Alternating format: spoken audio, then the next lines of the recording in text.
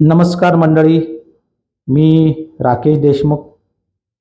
काल का परवा राज्याचे उपमुख्यमंत्री सन्माननीय अजितदादा पवार साहेब यांनी एक वक्तव्य केलं की राज्याच्या अंतर्गत जी लाडकी बहीण योजना सुरू आहे, जी जी योजना ज्या महिलांचं वार्षिक उत्पन्न 2,40,000 रुपये आहे, अर्थात महिन्याचं 20,000 रुपये आहे, त्यांच्यासाठीच ही योजना सुरू राहणार आहे.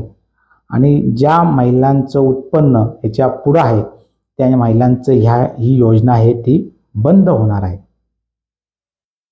सन्माननीय राज्याचे उपमुख्यमंत्री अजितदादा पवार साहेब यांना माझा एक प्रश्न आहे की जेव्हा ही लाडकी बहीण योजना सुरू झाली, अर्थात निवडणुकीपूर्वी सुरू झाली, आणि ह्या ज्या योजनेच्या अंतर्गत जे निकष लावले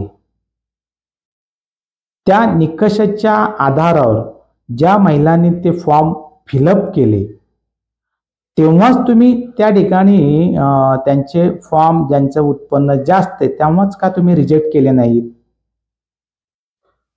म्हणजे तुम्ही हेतू पुरस्कर त्या ठिकाणी कानडोळा केला का? आत्ताच मागे तुम्ही जर बघितलं असेल, केंद्राच्या अर्थमंत्री निर्मला सीतारामन यांनी देशाचा अर्थसंकल्प जाहीर केला. आपण सर्वांनी बघितला. जेव्हा एखादा अर्थसंकल्प जाहीर होतो आम्हाला सर्वांनाच माहिती असतं की हा जो अर्थसंकल्प असतो किंवा हा देशाचा जो कारभार असतो, ज्या देशात ज्या योजना सुरू असतात त्या जनतेच्या रयतेच्या जो कर भरला जातो त्यातून ह्या योजना असतील किंवा देशाच्या राज्याची जी विकास कामं असतात ती सुरू होतात आणि ती विकास कामं केली जातात. परंतु राज्याच्या अंतर्गत लाडकी बहीण योजना जेव्हा तुम्ही सुरू केली आणि तुम्ही आता त्याच्यावर निकष लावत आहात आणि आता तुम्ही बोलत आहात की ज्या महिलांचं उत्पन्न 2,40,000 रुपये आहे, महिना 20,000 रुपये आहेत, त्यांच्यासाठी ही योजना सुरू राहील. ज्या महिला धुनी भांडी मोलमजुरी करतात त्यांच्यासाठी जी योजना आहे, अर्थात ह्या योजनेचं आम्ही स्वागत करतो. ह्या योजनेला आम्ही काही चुकीचे आहे असं म्हणत नाही, स्वागत करतो. परंतु ही योजना सुरू करण्यापूर्वी जे निकष लावायला पाहिजे तेव्हा तुम्ही का नाही लावले? तुम्ही आत्ताच का घाई गडबडीत एखादा निर्णय तुम्ही का घेतला? तो निर्णय घेत असताना त्या जी योजनेच्या संदर्भात जी तज्ज्ञ मंडळी असतात त्यांचा तुम्ही का नाही मार्गदर्शन घेतलं? प्रत्येक क्षेत्रामध्ये तज्ज्ञ मंडळी असतात की नाही?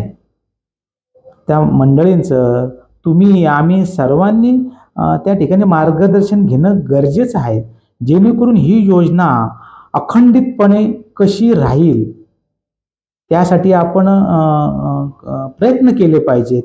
परंतु निवडणुकीपूर्वी एखादी योजना आणायची आणि निवडणुकीनंतर त्या योजनेचे जे निकष आहेत ते सांगणे, अर्थात तुम्ही निकष सुरुवातीला तेच होते काय, ते आता काय त्याच्यामध्ये फेरबदल नाहीये. परंतु जेव्हा फॉर्म फिलअप असताना ज्या ज्या महिलांनी ते फॉर्म भरले तेव्हाच का नाही त्या ठिकाणी तुम्ही रिजेक्ट केले? आत्ता का तुम्ही त्या ठिकाणी रिजेक्ट करत आहात? शेवटी ह्या राज्याच्या ह्या रयतेने कर स्वरूपात दिलेले हे पैसे आहेत आणि त्या पैशाचा अपव्यय होता कामा नाहीत. ते पैसे योग्य ठिकाणी जाणं गरजेचं आहे. ते पैसे योग्य ठिकाणी विकास कामाला लावणं गरजेचं आहे. परंतु निवडणुकीपूर्वी असा निर्णय घ्यायचा आणि निवडणुकीनंतर जर राज्याच्या तिजोरीत खळखळाट जर होत असेल, आमच्यासाठी ही चिंतेची बाब आहे.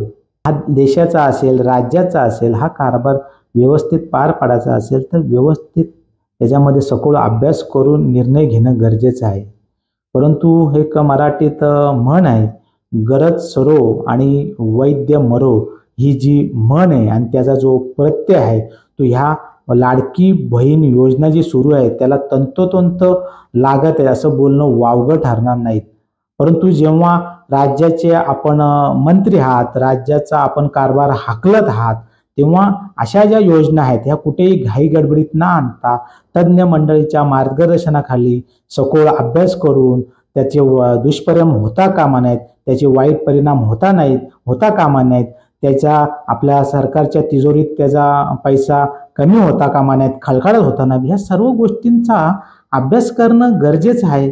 परंतु अशा पद्धतीने योजना आणायची आणि अशा पद्धतीने परत त्या योजनेला कुठेतरी ज्या महिला आहेत आता ज्यांनी योजना घेतलेल्या आहेत आणि बऱ्याचशा महिलांचा आता त्या योजना बंद होणार आहेत. म्हणजे ही जी त्यांच्या म्हणण्यानुसार राज्याचे उपमुख्यमंत्री सन्माननीय अजितदादा पवार साहेब यांच्या म्हणण्यानुसार ही योजना बंद होणार नाही असं त्यांचं म्हणणं आहे. परंतु जे निकष त्या ज्या महिलांच्या बाबतीत नसतील त्यांनी ही योजना स्वतःहून त्या योजनेचा लाभ सोडावा, स्वतःहून त्या ठिकाणी त्यांनी रिजेक्ट करावा असं त्यांचं म्हणणं आहे.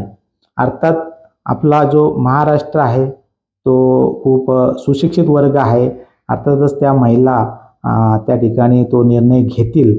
परंतु अशा पद्धतीने निवडणुकीपूर्वी असा निर्णय घ्यायचा आणि निवडणुकीनंतर पुन्हा त्या अशा पद्धतीने त्या योजनेची चेष्टा करायची हे कितपत योग्य आहे. हे सर्वसामान्य जनता, सर्वसामान्य रयता तुम्हाला प्रश्न विचारत आहेत. मी नेहमी एक वाक्य सांगत असतो, नेहमी एक वाक्य बोलत असतो की छत्रपती शिवाजी महाराजांनी जे सुराज्य, जे स्वराज्य जे निर्माण केलं त्यांचं एक वाक्य मला नेहमी आठवतो, कारभार ऐसे करावे रयतेच्या भाजीच्या ढेकास हात न लावणे.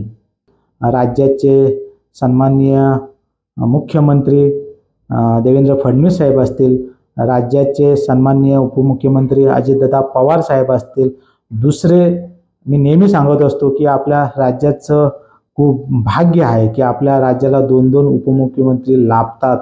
आणि दुसरे आपले उपमुख्यमंत्री सन्माननीय एकनाथजी शिंदे साहेब असतील.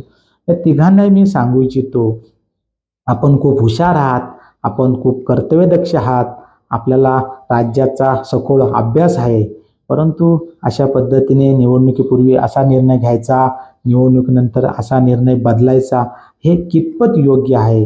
या सुसंस्कृत महाराष्ट्राला जर आपल्याला पुढे न्यायचं असेल तर नक्कीच जे निर्णय घ्यायची निर्णय क्षमता पाहिजे ती खूप सखोल अभ्यास करून घेतला पाहिजे. कारण त्याचे दुष्परिणाम या महाराष्ट्र राज्याला झेलता कामा नयेत, दुष्परिणाम होता कामा नयेत.